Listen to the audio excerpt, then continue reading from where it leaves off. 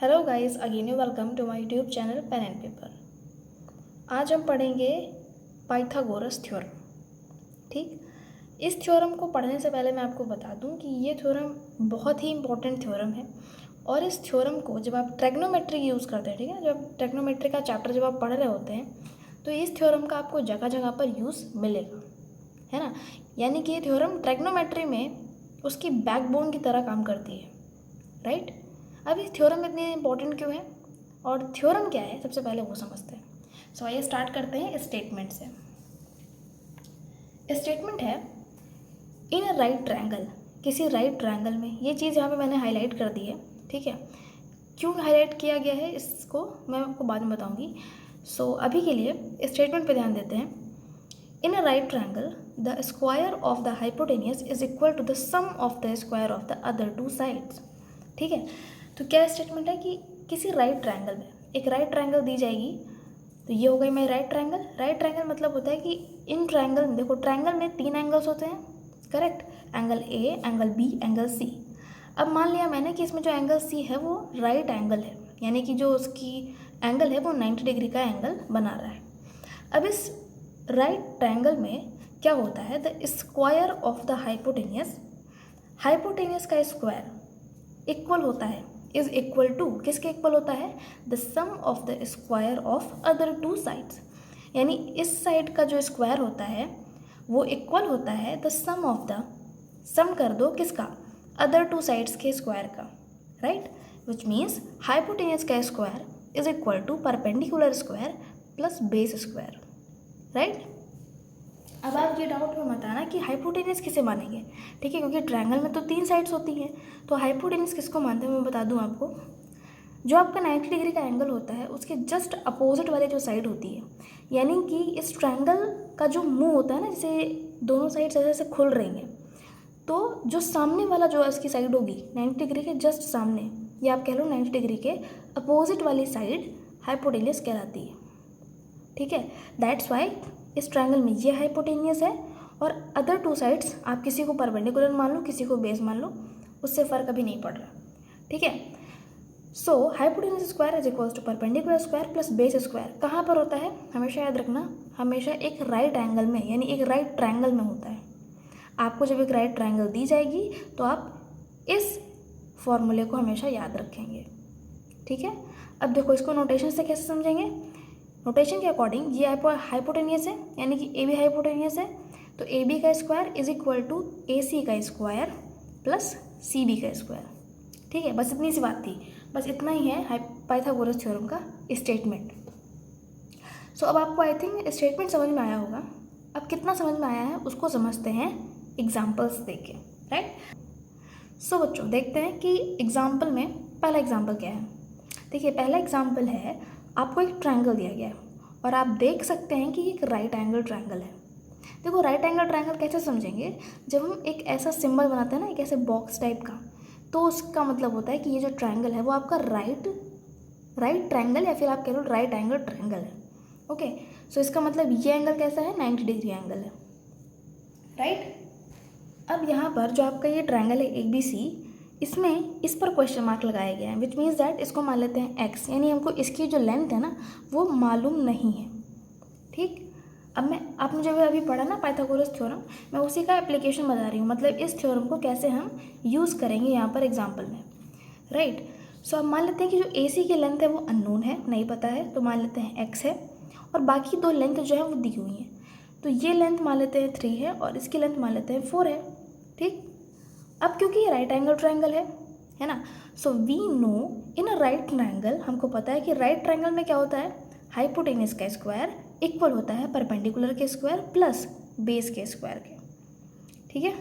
अब आप ये मत देखना कि यहाँ पर एक्चुअली मेरा बेस हर बार नीचे आ रहा था because of lack of space मेरा यहाँ कम पड़ रहा था, तो इसीलिए, बट इसको लिखा एक ही लाइन में जाता है। सो वो चीज़ आप बिल्कुल कन्फ्यूज़ मत होना कि इसको नीचे लिखना है क्या, ऐसा नहीं है, ठीक है।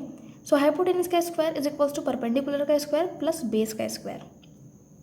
अब आपको हाइपोटेनियस समझ में आ गया होगा, हाइपोटेनियस कौन सी है इसमें, यही वाली जो हमसे पूछी गई है, यानी कि ए सी आपका हाइपोटेनियस है।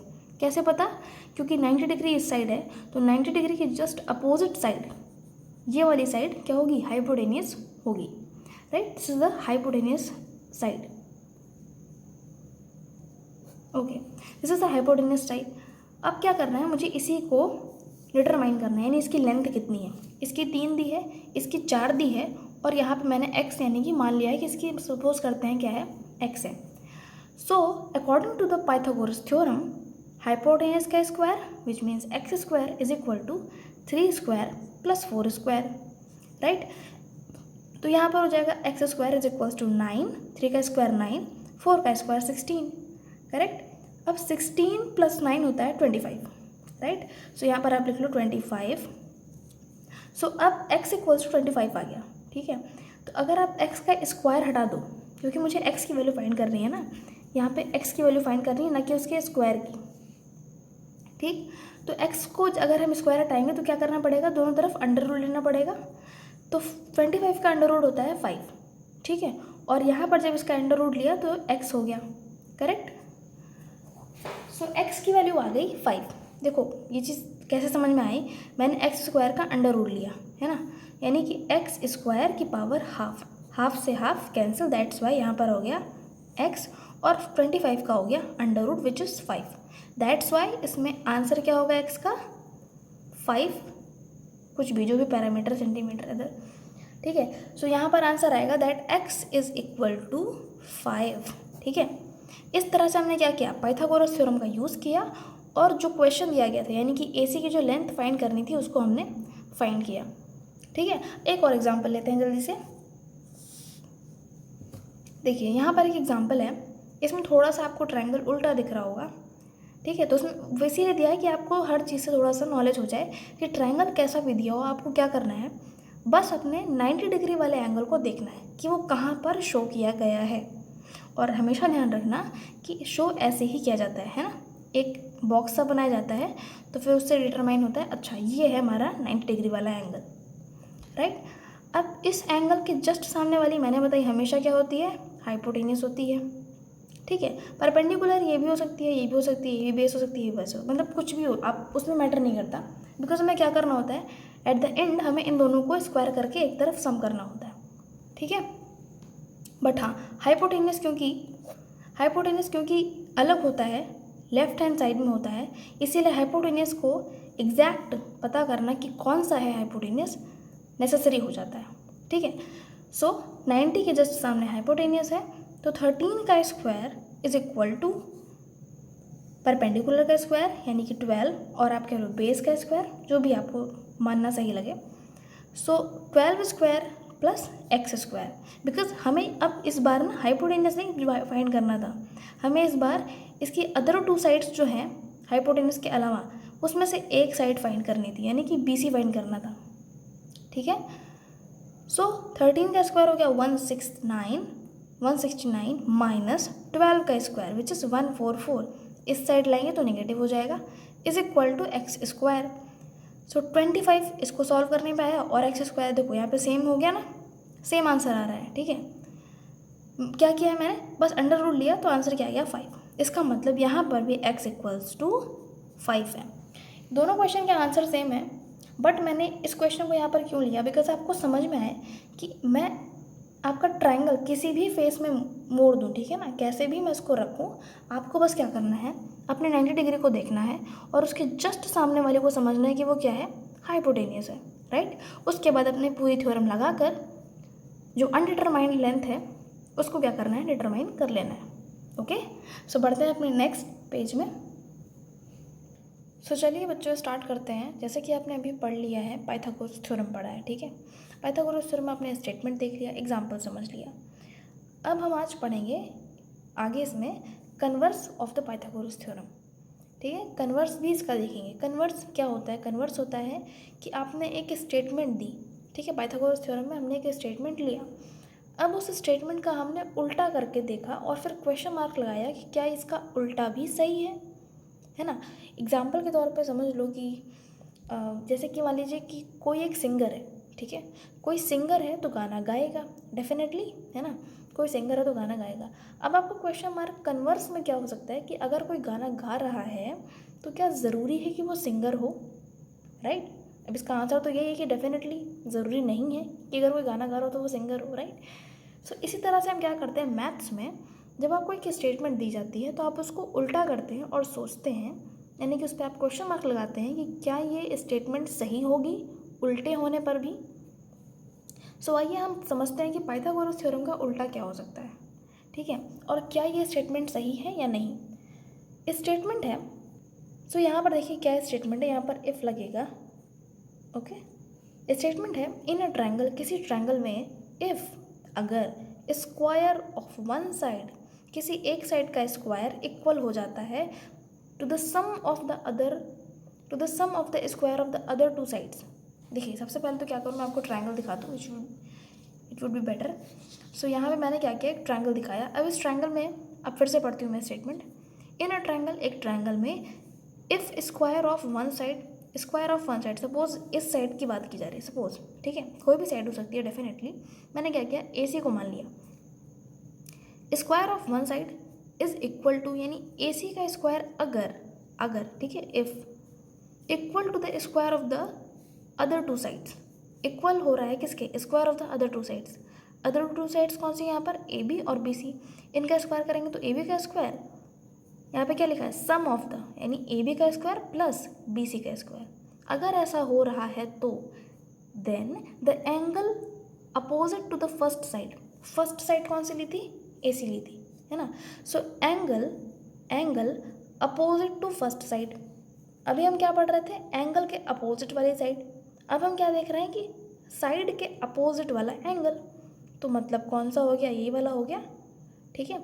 इसके अपोजिट वाला एंगल ये होगा, इसके अपोजिट वाला एंगल ये वाला होगा, इसके अपोजिट वाला एंगल ये वाला होगा, करेक्ट।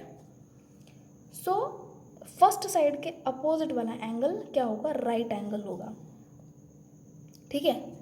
कहने का मतलब क्या हुआ कि अगर आपके ट्रायंगल में, किसी भी ट्रायंगल में, अभी मुझे पता नहीं कि ये राइट ट्रायंगल है या नहीं है, इसीलिए मैंने वहाँ पर अपनी पाइथागोरस थ्योरम में, मैं आपको दिखाती हूँ, पाइथागोरस थ्योरम में मैंने इसको हाईलाइट किया था कि आपको एक राइट ट्रायंगल सबसे पहले दिया जाएगा, ठीक है, उसके बाद आप इस स्टेटमेंट को फॉलो करेंगे। यहाँ पर क्या है, आपको एक ट्रायंगल दिया गया है, राइट है या नहीं है उसकी बात नहीं की गई है, ठीक है। सो आपको एक ट्रायंगल दिया जाएगा और अगर उसमें ये प्रॉपर्टी होल्ड हो रही है, कौन सी प्रॉपर्टी, कि ए सी का स्क्वायर, किसी एक साइड का स्क्वायर इक्वल हो रहा है बाकी दो साइड्स के स्क्वायर के सम के, ठीक है, तो फिर जो ट्रायंगल है उसमें एक एंगल 90 डिग्री होगा। इसका मतलब कि वो जो पूरा ट्रायंगल है ना, वो राइट एंगल ट्रायंगल होगा, ठीक है, ठीक है। तो इन शॉर्ट में अगर बताऊँ तो क्या मतलब हुआ इसका, दैट इज़, इसका मतलब ये हुआ कि इन अ ट्रायंगल, किसी ट्रायंगल में अगर if A C equals to A B square plus B C square है, then angle B is equals to 90 degree होगा, यानी कि वो जो ट्रायंगल होगा वो डेफिनेटली एक राइट ट्रायंगल होगा, ठीक है।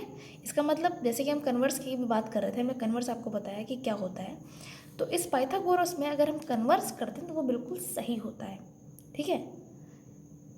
क्या होता था कि राइट ट्रायंगल में ये कंडीशन होल्ड होती थी, है ना।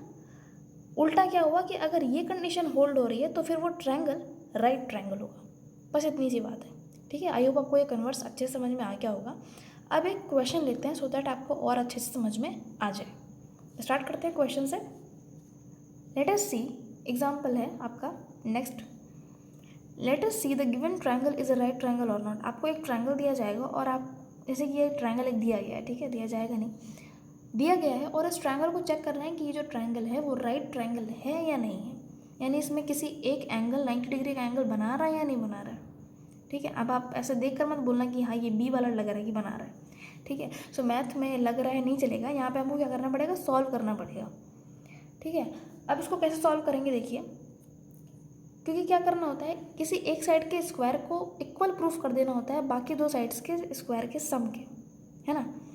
सो क्या करते हैं, इस 29 को हमेशा जो लेफ्ट साइड में होगा वो हाइपोटेनियस ही होगा, ठीक है। आप ये मान के चलिए कि ये जो होगा वो हाइपोटेनियस ही होगा, क्योंकि इन दोनों का सम हो रहा है ये, तो डेफिनेटली सबसे बड़ा होगा, और मैंने बताया कि हाइपोटेनियस ट्रायंगल में सबसे बड़ा होता है, ठीक है। सो मानते हैं कि ये जो है हमारा वो हाइपोटेनियस ही है, और 29 का स्क्वायर क्या होता है यहाँ पे 814, ठीक है, आप कैलकुलेट कर लेना, सॉरी 841। अब ये हो गया लेफ्ट हैंड साइड, RHS यानी कि राइट हैंड साइड लेते हैं, क्या होता है base square plus perpendicular square. So base मान लेते हैं 21 को और परपेंडिकुलर मानते हैं 20 को, ठीक है। सो 20 का स्क्वायर हो गया 400, इसको मैंने इधर लिख दिया है। सो 20 का स्क्वायर हो गया 400 और 21 का हो गया 441। जब इसको सम करोगे आप तो क्या मिलेगा 841, ठीक है। तो क्या दिख रहा है कि ये इक्वल है इसके, है ना। और कन्वर्स में क्या हमने प्रूफ किया कि मतलब हमने क्या समझा कि अगर कोई ट्रायंगल दिया हो और एक साइड के स्क्वायर इक्वल हो रहा है दूसरे साइड के स्क्वायर के सम के, तो फिर वो जो ट्रायंगल है वो राइट ट्रायंगल होगा। इसका मतलब हुआ कि हमारा जो ये जो दोनों जो हमारे आए ना LHS और RHS इक्वल हो रहे हैं, दैट्स वाई जो गिवन ट्रायंगल है वो एक राइट ट्रायंगल डेफिनेटली है। अब आप बोलोगे कि देखो बोलोगे कि मैं आपको बता रही हूँ कि इसमें राइट ट्रायंगल कौन सा होगा, है ना, ये भी तो एक क्वेश्चन बनता है। सो जैसे कि मैंने अभी यहाँ इसमें बताया कि जो आपका हाइपोटेन्यूस का जो अपोजिट वाला एंगल होता है वो आपका राइट एंगल होता है।